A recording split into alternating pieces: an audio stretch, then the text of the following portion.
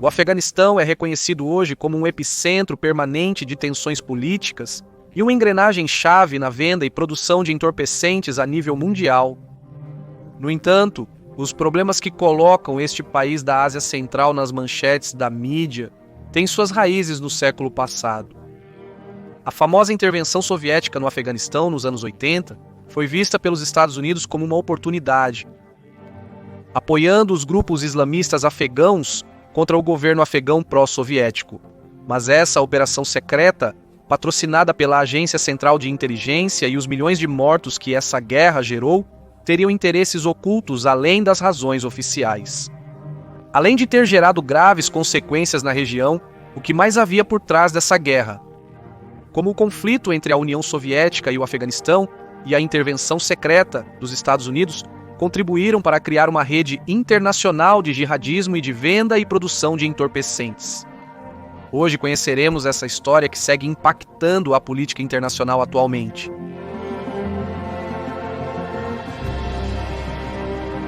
O Afeganistão está localizado em uma região que historicamente tem sido o tabuleiro de xadrez das grandes potências mundiais. É por isso que durante a Guerra Fria, o Afeganistão adotou uma política de neutralidade ativa, o que inicialmente permitia negociar tanto com o bloco ocidental quanto com o bloco soviético. Todavia, por conta da proximidade geográfica, o Afeganistão se aproxima mais da União Soviética. Na década de 50, assinam um tratado de cooperação que resultou em um empréstimo econômico milionário e um acordo militar. Os Estados Unidos tentam disputar o controle do país com os soviéticos, mas foi uma batalha perdida. Para a década de 70, o exército afegão estava armado quase exclusivamente com equipamento militar soviético. Seus soldados eram treinados em vários países socialistas, e o país se tornou uma peça-chave para a geopolítica da União Soviética no continente asiático. No entanto, todo esse panorama dá uma virada drástica em 1973, quando o rei Zahir Shah é deposto por seu próprio primo, Mohammad Daoud Khan, que instaura no Afeganistão uma república e dissolve a longeva monarquia que governava o país há séculos atrás. O novo governo se propõe a conduzir o país em direção a uma chamada democracia, prometendo uma série de reformas políticas e econômicas, mas na prática, Mohammad Daoud estabelece um regime autocrático. E embora inicialmente conte com o apoio do Partido Comunista Afegão, Daoud se distancia deles e demite os ministros marxistas de seu governo. Ao mesmo tempo, em uma tentativa de reduzir a influência soviética sobre o país, o novo governo se distancia de Moscou para estreitar relações comerciais com o Ocidente. As mudanças introduzidas na política afegã despertam divisões acirradas dentro e fora do país. Os comunistas, que inicialmente haviam apoiado a derrubada da monarquia, retiram seu apoio ao governo republicano. No entanto, o movimento comunista afegão estava enfraquecido por várias diferenças ideológicas que os haviam dividido em diferentes facções. A União Soviética, que acompanhava de perto esses acontecimentos, interveio entre ambas as partes para remediar essa situação. Esses esforços resultaram na reunificação do movimento comunista sob o chamado Partido Democrático Popular do Afeganistão. Para conter o crescimento do comunismo no referido país, o governo de Daoud empreende em 1978 uma campanha de perseguição contra toda a esquerda. No meio deste turbilhão de violência, um importante membro do Partido Comunista é assassinado por agentes do Estado afegão. A morte do líder desencadeia uma onda de detenções contra outros líderes comunistas do país. O Partido Democrático Popular do Afeganistão responde ao governo executando um golpe de Estado conhecido como a Revolução de Zaur, e a insurreição resulta no derrube e assassinato do presidente Daoud. O secretário-geral do Partido Comunista, Nur Muhammad Taraki, torna-se assim o novo presidente do Afeganistão. Para reafirmar sua filiação aos soviéticos, o novo governo comunista afegão assina um tratado de amizade com a União Soviética que formaliza o apoio militar e econômico da União Soviética ao novo regime comunista no Afeganistão. Além disso, o governo de Taraki implementa uma série de reformas sociais e econômicas profundamente impopulares, como a redistribuição de terras, a promoção da educação laica e a eliminação das normas religiosas que se aplicavam às mulheres da região. Essas políticas geram uma feroz oposição nas zonas rurais, onde as tradições islâmicas permanecem profundamente enraizadas. Em resposta às medidas antirreligiosas, surgem no interior do país os chamados mujahidin, combatentes que, segundo a tradição muçulmana, lutam militar ou espiritualmente pela defesa do islamismo.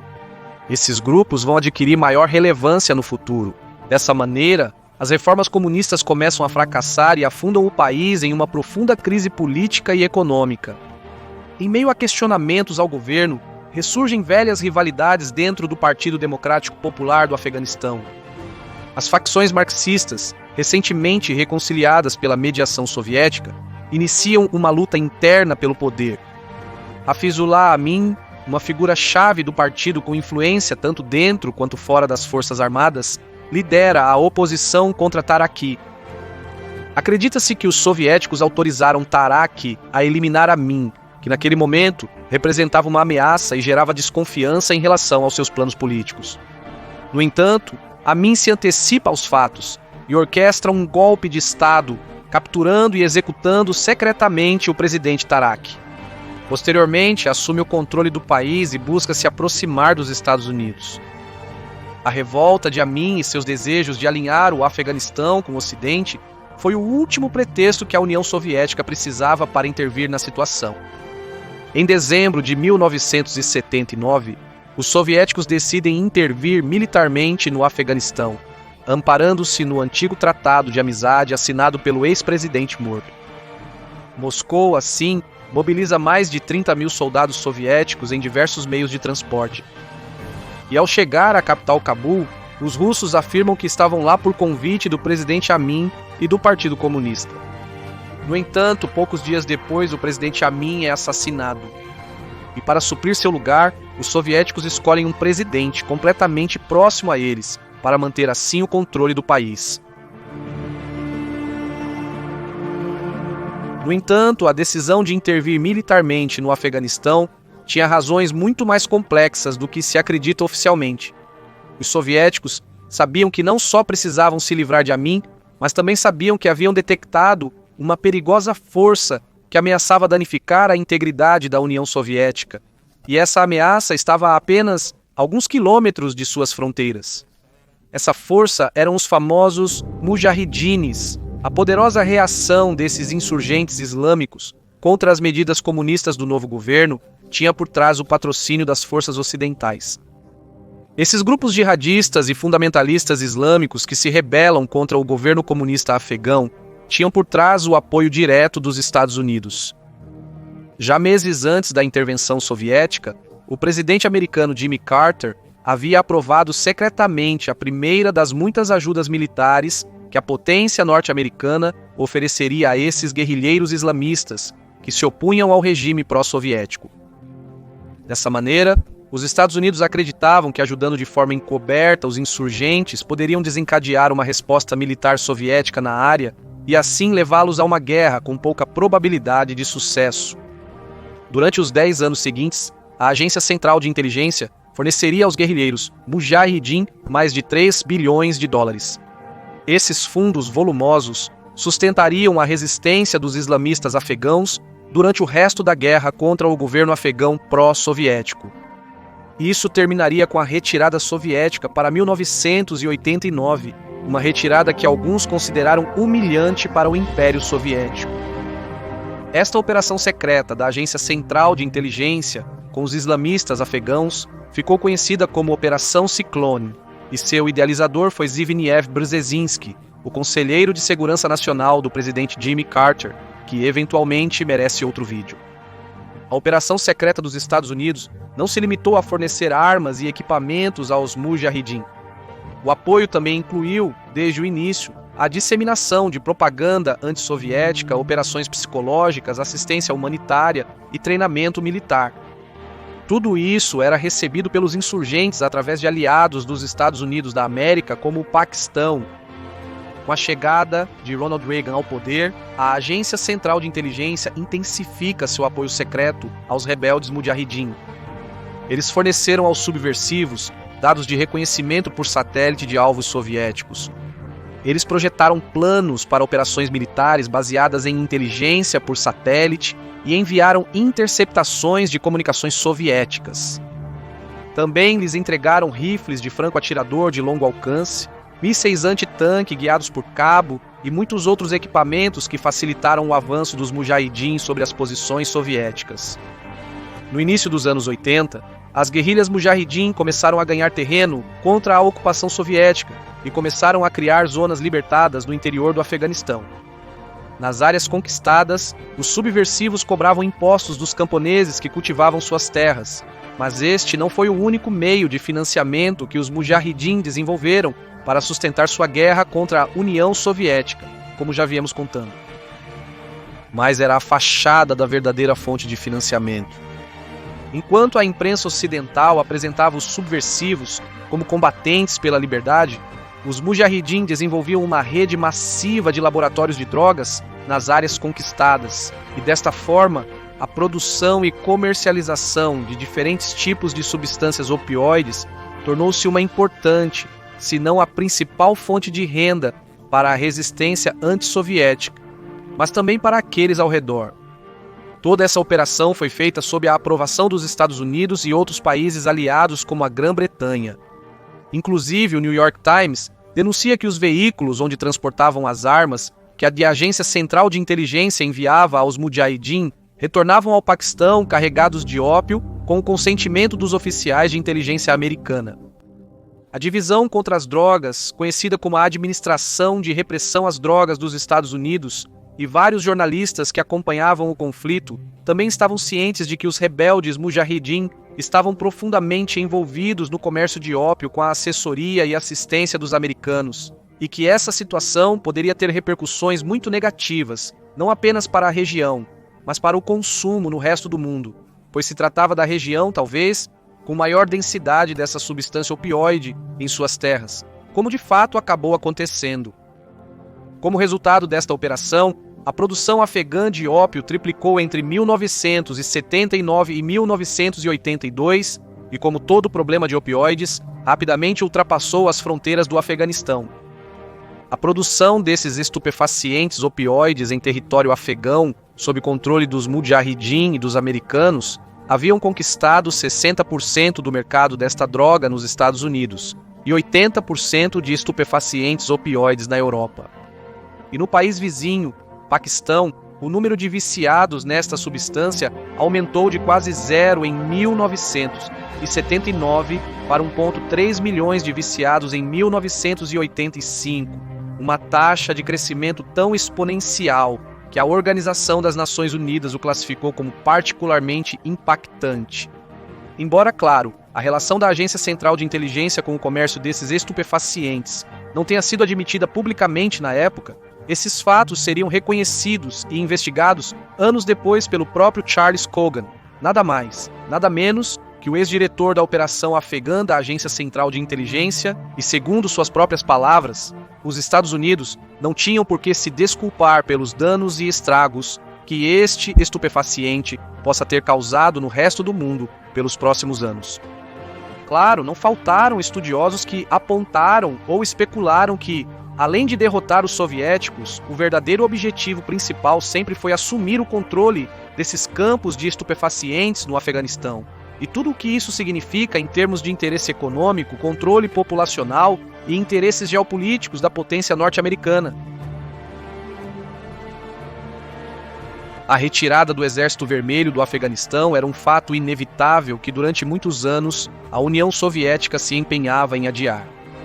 Os soviéticos, apesar de seu poderio militar, não conseguiram subjugar a resistência islamista afegã, nem estavam preparados para lidar com as adversidades da geografia do país. A guerra se tornou um fardo caro e sem sentido para a União Soviética, e em termos econômicos, era um investimento com baixas probabilidades de sucesso. Moralmente, cada dia naquele clima hostil representava um prejuízo para o orgulho dos soldados do Exército Vermelho, em pleno processo de enfraquecimento do Império Soviético. Com o tempo, a guerra começou a desgastar não apenas as forças soviéticas, mas toda a estrutura da União Soviética, que enfrentava crescentes problemas internos. No final dos anos 80, os soviéticos se convenceram de que o conflito não tinha uma solução fácil e, sob a direção de Mikhail Gorbachev, a União Soviética decide se retirar gradualmente do Afeganistão. Assim, a guerra traz profundos impactos para este país, a União Soviética e principalmente para os Estados Unidos. O Afeganistão fica totalmente em ruínas. Estima-se que entre 1,5 milhão e 2 milhões de afegãos morreram durante o conflito e cerca de 5 a 6 milhões foram forçados a se tornar refugiados, principalmente no Paquistão e no Irã. A infraestrutura do país foi devastada, aldeias e cidades foram destruídas, a economia tradicional, baseada principalmente no sistema de irrigação, foi completamente arrasada pelo fogo do combate. E, gradualmente, à medida que a guerra avançava, o Afeganistão substituiu sua economia baseada na agricultura por uma dedicada quase exclusivamente à produção e distribuição de estupefacientes opioides. A guerra continua até hoje, mesmo após a retirada soviética. As diferentes facções que formavam os Mujahideen, que anteriormente haviam lutado juntos contra os soviéticos, depois se enfrentaram entre si em uma luta pelo controle do poder. Este conflito interno leva ao surgimento dos famosos talibãs, também eventualmente financiados pelos Estados Unidos. A fuga dos soviéticos marca assim o estabelecimento de um governo instável que gera uma cadeia interminável de confrontos internos e, finalmente, os talibãs acabam ascendendo ao poder em 1996, depois de muitos anos de combate e o desastroso resultado da intervenção imperialista tanto soviética quanto americana. Os talibãs estabelecem um regime baseado em uma interpretação fundamentalista do Islã, impondo leis religiosas e isolando o Afeganistão, especialmente do Ocidente. Por outro lado, a intervenção soviética no Afeganistão foi amplamente condenada internacionalmente, o que isolou ainda mais a União Soviética e deteriorou sua já danificada imagem global. Como se não bastasse, o fracasso na guerra do Afeganistão contribuiu significativamente para o colapso da União Soviética. Entre 15 mil e 26 mil soldados soviéticos morreram no conflito, e a guerra provocou um desgaste econômico e moral considerável dentro da União. Este desgaste aumenta o descontentamento popular e a pressão sobre o governo soviético, acelerando a dissolução de uma das superpotências do mundo em 1991 e alterando assim o equilíbrio global do poder. Para os Estados Unidos, a retirada da União Soviética do Afeganistão foi vista como um prelúdio da queda da União Soviética e o fim da Guerra Fria, o que leva os Estados Unidos a um período de supremacia global na década de 1990, o famoso chamado Ordem Unipolar. No entanto, quando a Guerra Fria termina, o Afeganistão fica mergulhado em uma guerra civil com indiferença de Washington, que havia apoiado os grupos islamistas que agora geravam instabilidade e descontrole no país. Apesar da lista de inúmeras repercussões negativas que este conflito de longo prazo deixou, os idealizadores da Operação Ciclone não se arrependeram de seu apoio aos jihadistas. Em uma entrevista em 1998, perguntaram ao ex-conselheiro de Segurança Nacional, Zbigniew Brzezinski, se ele lamentava da operação por ter fornecido dinheiro e armas para aqueles que depois se tornaram chamados islamistas e jihadistas. Esta foi sua resposta textual, abro aspas, o que é mais importante na história mundial, os talibãs ou o colapso do Império Soviético, alguns muçulmanos agitados ou a libertação da Europa Central e o fim da Guerra Fria. A longo prazo, o apoio americano aos subversivos produziu um buraco negro de instabilidade geopolítica que nunca mais se fecharia nem se curaria, ao mesmo tempo que proliferou o maior produtor de estupefacientes opioides do mundo pelas décadas seguintes. O Afeganistão não conseguiu se recuperar facilmente dessa devastação e, pelo contrário, continua sofrendo até hoje com todos esses problemas.